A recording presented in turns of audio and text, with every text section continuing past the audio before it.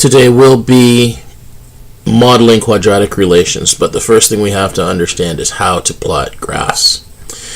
Okay, so one of the things that we need to remember is the following. When we have a set of points x and y, what we need to do is we go along the x-axis of our graph. So for the first point here, 4, 3, we'll have to go along the x-axis 4 points. 1, 2, 3, 4. And then for the y, it says -3. So for y, it means go up and down. So in this case, -3 means go down 3. 1, 2, 3. And then we plot our point. Continue doing so with the rest of the points and you'll have something that looks like this. We have points that form a straight line. Now what I'd like you to do is I'd like you to follow the same pattern with the next chart. See what numbers come up, and then what I'd like you to do is I'd like you to plot said graph. You'll notice that the first point is -1 and -3, so we go down 3 and we'll plot the points.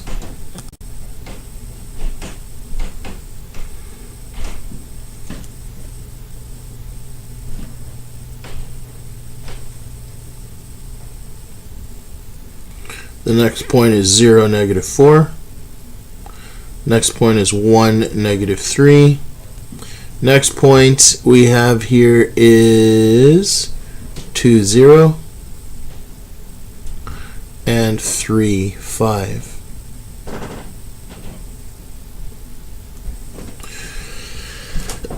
And when we connect the dots, you'll notice that our graph kind of follows this nice curve. But if we had more of the graph, it would look something like this.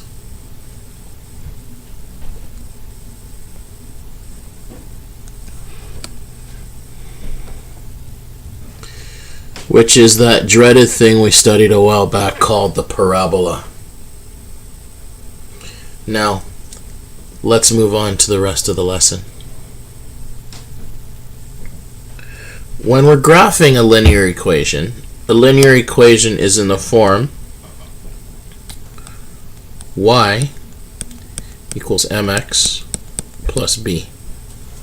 And we say that that's a straight line. Now, a graph that follows what we were doing over here is what we call a parabola. And it's written in this form.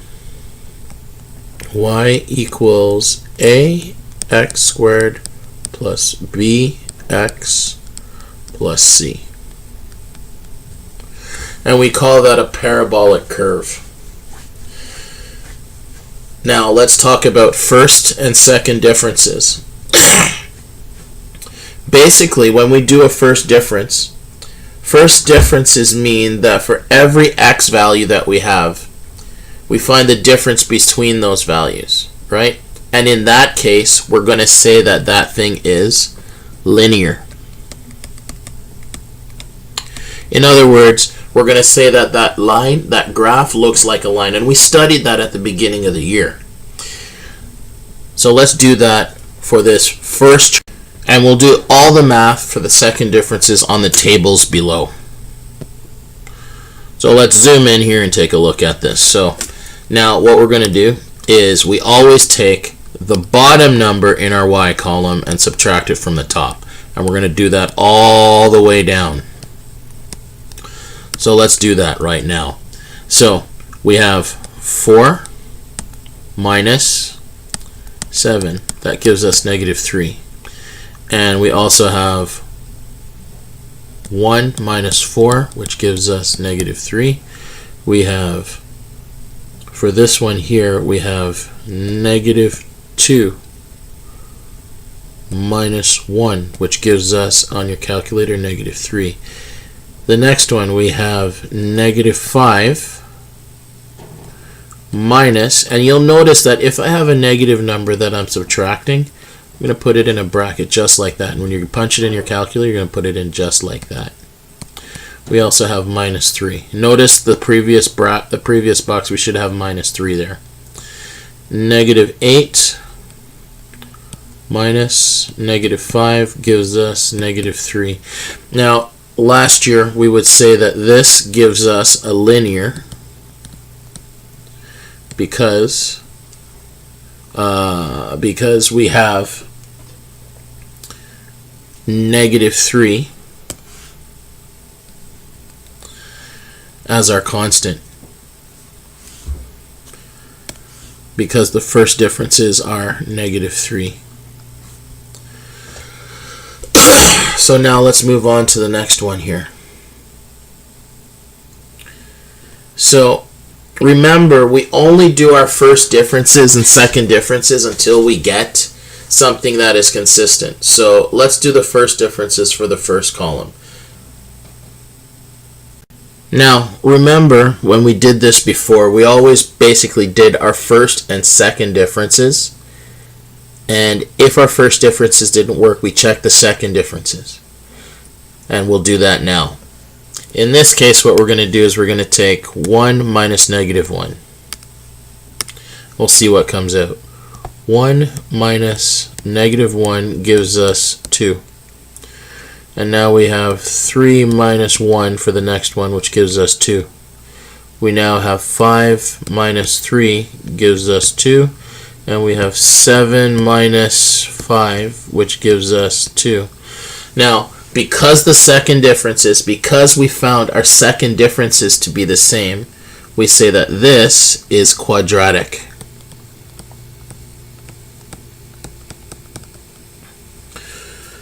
And what we'll do is we'll summarize what we'll know.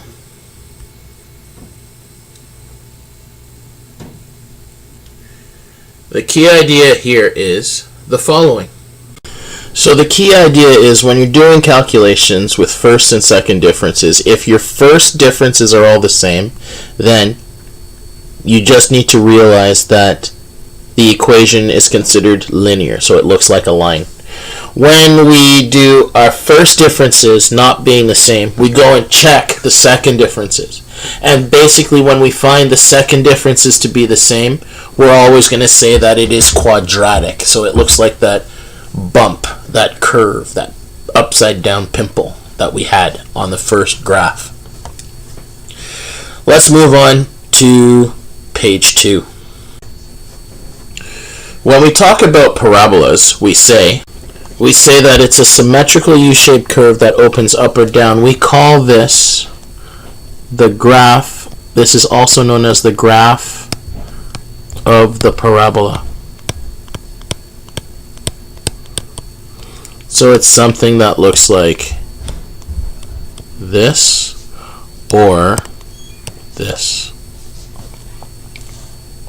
When you hear the concept of a vertex, we're talking about this point on the graph, either the highest point or the lowest point on the parabola. Now, when we talk about the minimum or the maximum, this is what the caveats are. For the minimum, it's the highest point on the parabola that opens down, so that's this point here on this graph. And for the maximum, no, that's this point here on the lowest graph. And then for the maximum, it's this one here. So now let's move on to the next part of our lesson. How do we tell if something is linear or quadratic? If a graph looks like a parabola, it looks something that looks like this. It looks like either a smiley, looks like a big smile, or it looks like something like this, then we know that it is a parabola. Otherwise known as quadratic.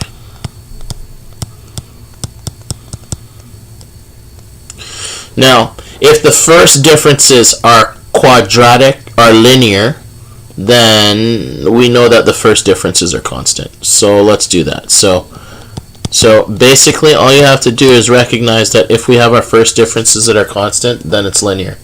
If the second differences are constant, then we know it is a quadratic, or you could say it is a parabola. Now, the other thing that I want you to recognize, remember, if the degree of the polynomial, i.e. the equation, when you hear the term degree, we're talking about the power on the variables.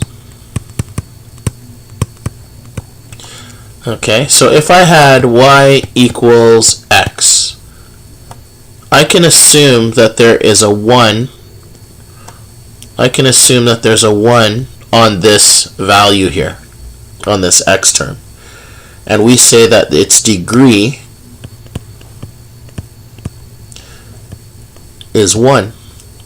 If I have y equals x squared plus 3x plus 2, all I have to do is find the highest power on one of these three terms. And in this case, I'm going to assume that the x squared term is my highest power.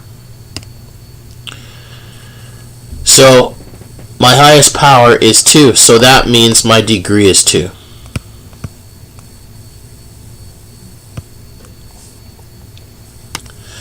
So now, let's go on with this. So if the degree of a polynomial is 1, then it is, well, it's y equals mx plus b. The greatest power on x is 1 in that case. So that means that this is linear. Remember our other equation, y equals ax squared plus bx plus c. The highest power on our variable is 2. So guess what? That means if we have a degree of 2, it is quadratic.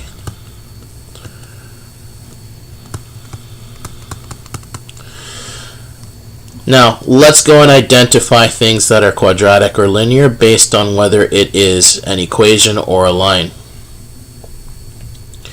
Now, for this activity, what we have to do is we have to plug in x equals 2 for each one of the terms that you see on this in each of these problems.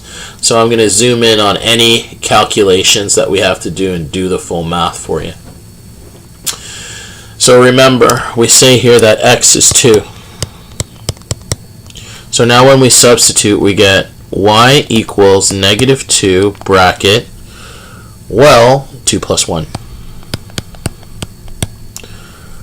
Plus 1. So let's simplify. So remember, Bedmus says that we have to do the brackets first. So we get negative 2 bracket 3 squared plus 1.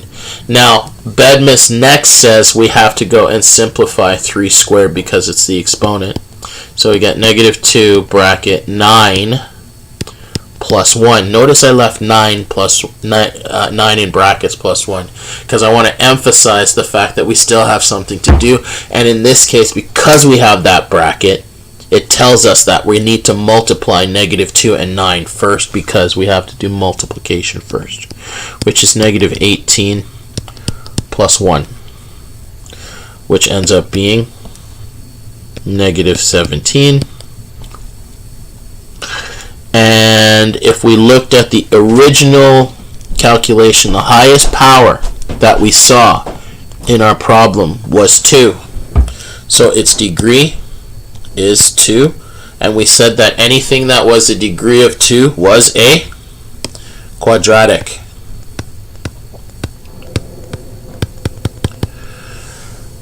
Alright. So now let's do question number number B. So now we get 2x minus y plus 7. The highest power on x is 1. So I can tell you right away that this is linear.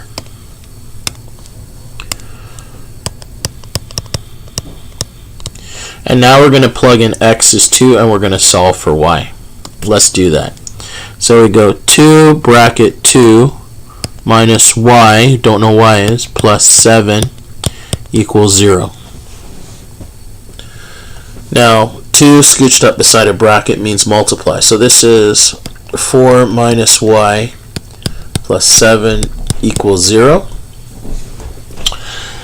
And we're going to collect terms that are similar. 4 and plus 7 are similar, so we're going to get 4 plus 7 plus y equals 0. So we have 11 plus y equals 0. To get y by itself, we're going to move the 11 from here to the other side. And instead of being plus 11, it's going to be minus 11. So we have y as minus 11. For this next problem that we have on our, for the next problem that we have here, it's C. Oh my gosh, it looks like a line, so therefore it is linear. Now, in order to find when x is 2, I actually have to go where x is 2 on my graph. And I go up, and I find where x is 2, and I go across to the y value. So, basically, y equals 3 in that case. Let's take a look at our next graph. We look at x is 2, we do exactly the same thing. We go where x is 2, we go up to our graph.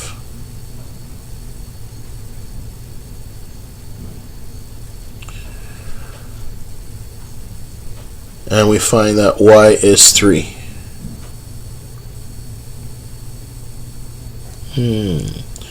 Actually, it went off the graph, so it's off the graph. But we can still tell us that it is quadratic because it looks like a smile. Now, let's do our word problem for the day. Basically, we have a football, right? That football's basically thrown in the air, right? And it's modeled by this relation that we have here. H is equal to all that ugliness. I can tell you right away that this is a parabola because the highest power is 2.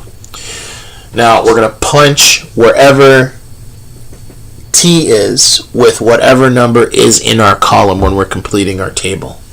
In this case, when we punch in our calculator, we're going to get, when we punch in 0, we're going to get 1.5. So we'll get -5. We'll get h equals -5, 0 squared plus 20 times 0 plus 1.5. And you punch that in your calculator exactly as you see this. And then when you do it that way, you're going to get your answer. So this is 1.5.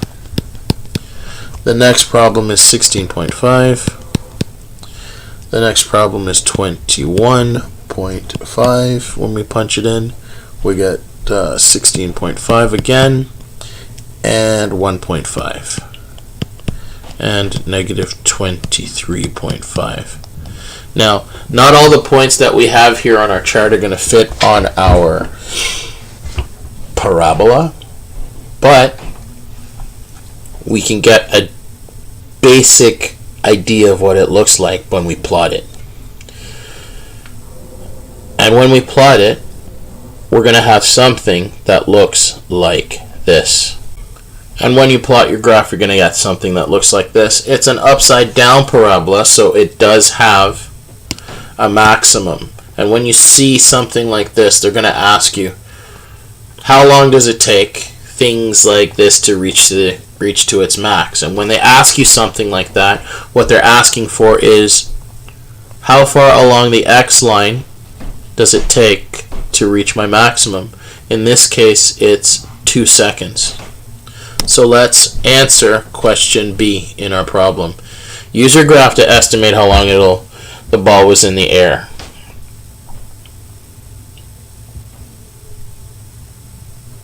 The ball was not... Oh boy, I lied. The ball was actually in the air for about 4 seconds. For about 4 seconds. So let's cross this out here. Because if you think about it, this line here represents how high. This represents how high. 0 is our height, right? So you'll notice that it takes about 4 seconds, or just past 4 seconds. So let's add that here. Just longer than 4 seconds. If I asked you how long it takes for our graph to reach its maximum height when it hits 2 seconds, it hits it at 2 seconds. So this is at 2 seconds, so it's going to be 21.5. So this part here actually answers this part C. If we look at the meaning of the data, right? In order to figure out how high the graph was, what we need to do is we need to look at what the time was when we started. And so wherever the graph crosses the y-axis, that tells us how high the ball is. And this part here is the answer for that. So I just want you to be able to do that. So you might see problems something similar to that. And your key idea is when you want to find the maximum height, you have to go to the center of the parabola, i.e. the x value that represents the center, and then walk your way up to its maximum, like this, and then go over to the y-axis and find out what that number is, or check your chart and look for its maximum value. Okay? Your homework is online. Good luck.